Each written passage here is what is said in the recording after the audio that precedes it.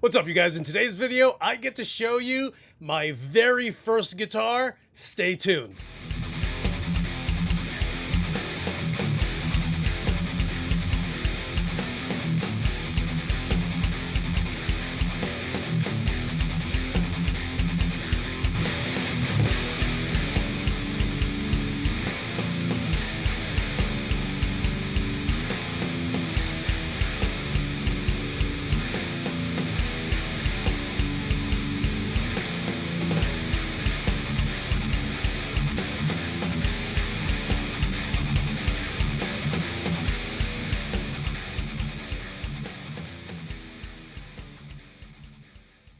What is up, you guys? It's your boy Torres. So the other day, I end up going to my local guitar shop's website. You know, I'm always on there just to see what's there. I check Reverb, I check eBay, Craigslist, and realized that they actually had a Headrush FR112 that was used. And I'm like, I should really think about getting that. But let me see what else they have. So I'm going through their website, and of course I click on their guitars, their new ones and their used ones, and I noticed this one guitar, and I'm like, huh. So I click on it, and you know, when you click on it on your laptop, you can actually just scroll up and down it, and I'm like, that looks a lot like the first guitar that I had that I found in the garbage in Brooklyn, in Sunset Park on 49th Street between 4th and 5th Avenue. So I'm on my laptop. There's really nothing much I can do other than, you know, if I wanted to take a screenshot, open up Photoshop and blow it up from there. So I ended up just grabbing my phone, went to it, pinch zoomed it, and dude, lo and behold, it is the same exact guitar that I found in the garbage. And turned out that the company's name is Global. They were a company in China, and they just basically replicated, you know, guitar companies of the time, of course, with their own little flair. So that is it.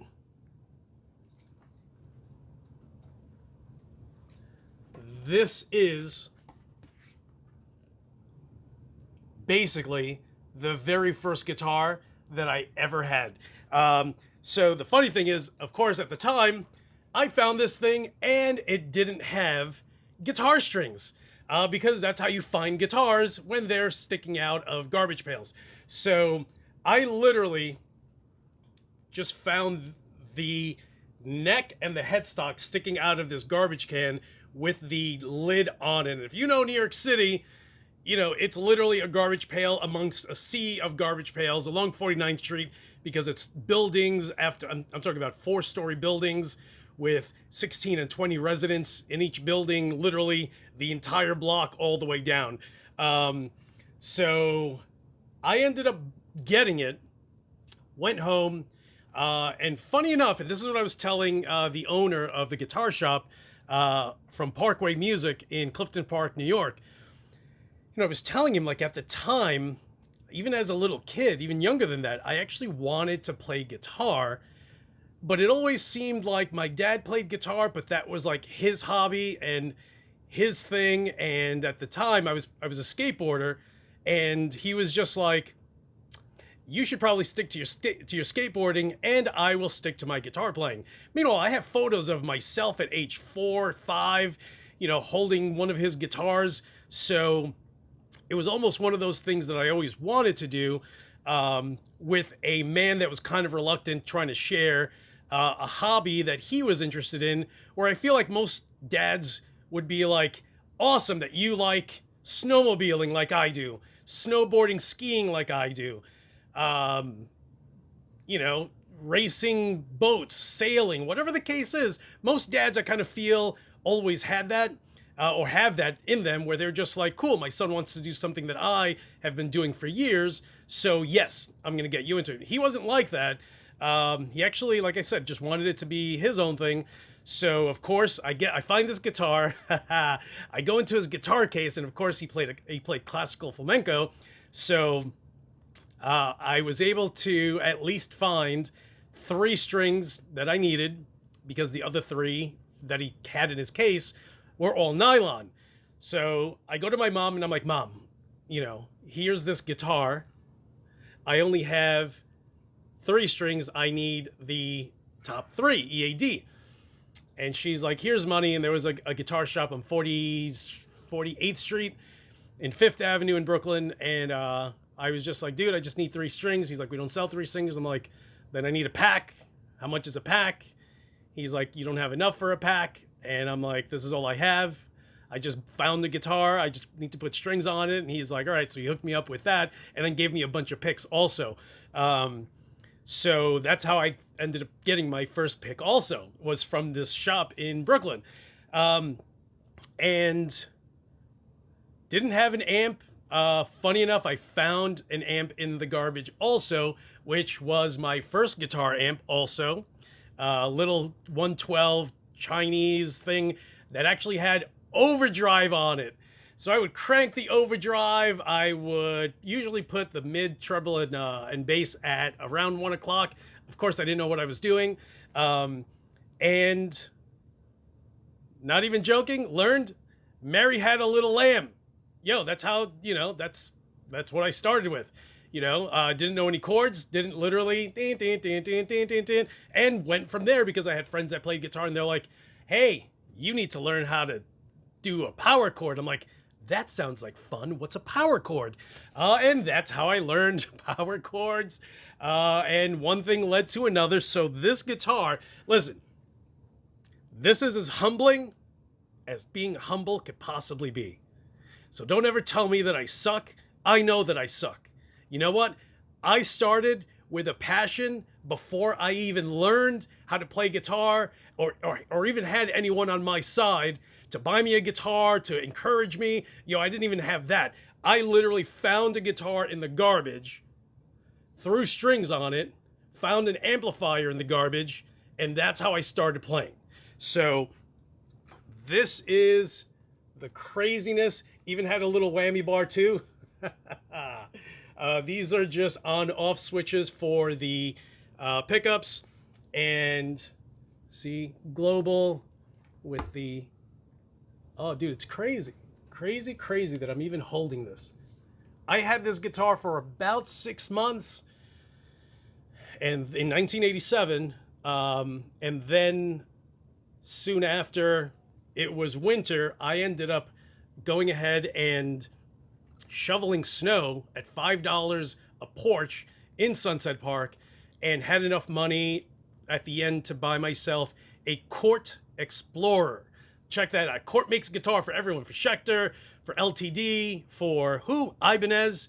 So I had a Court, and that was kind of like my first real metal guitar, but this was legit my first guitar. And huge shout out to Matt, who owns Parkway Music in Clifton Park, New York. I'll put a link below to his store. Dude, they have tons of things in there, from amplifiers. In fact, if you follow me on Instagram, you would have seen that I went in there, and sure enough, they actually have a Mesa Badlander there already. So again, huge shout out to Matt. He's the nicest man. And you know, I was telling him the story, and I was thinking about buying it, and he's like, why don't you take it away? And I kind of mentioned that I would probably make a video with it. And he's like, why don't you just borrow it and then just bring it back? So, you know, Matt, you are the man. Thank you so much for doing that.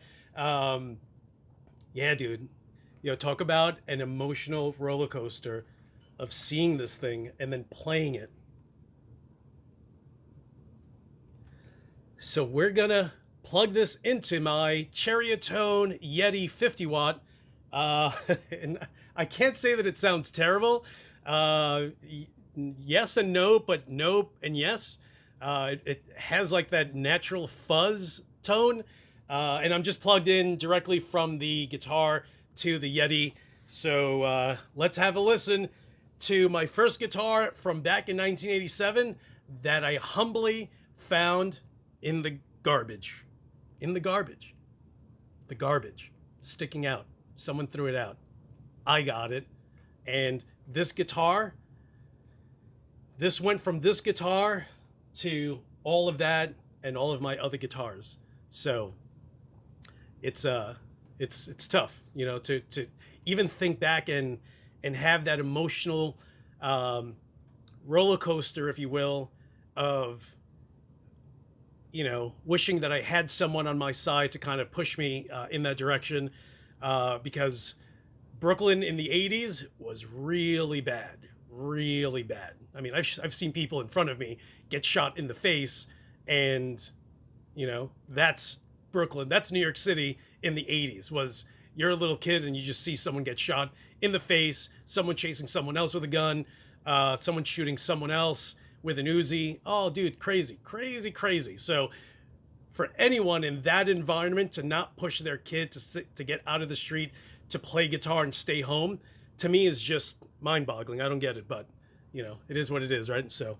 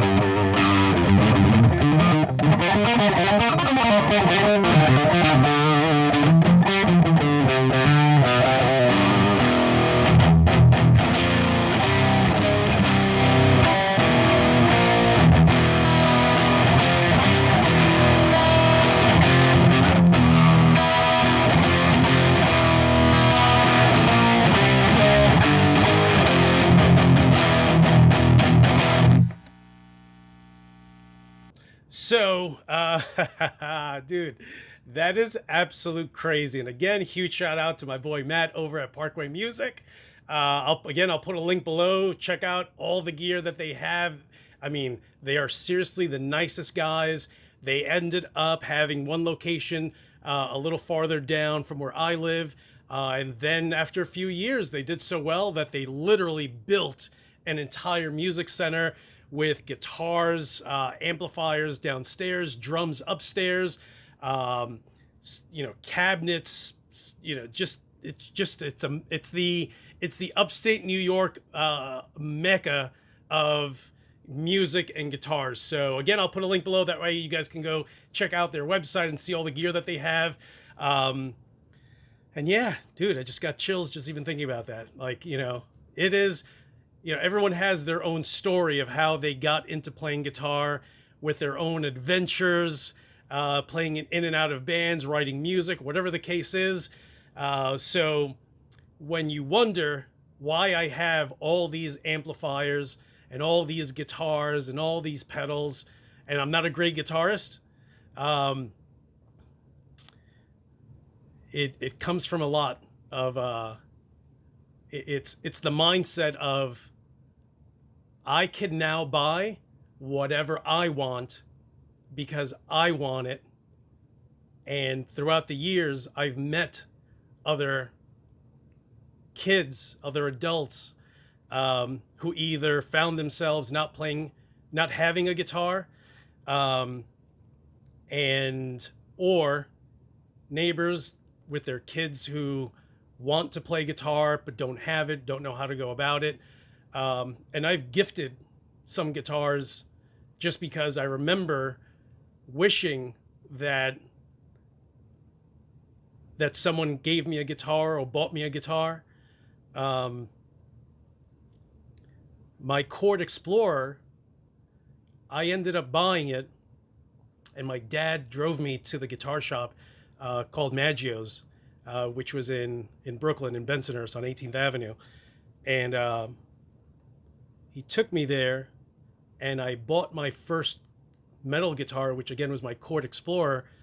And I walked out of there with just a guitar in my hand, with my dad, who clearly had the ability to buy me a guitar case.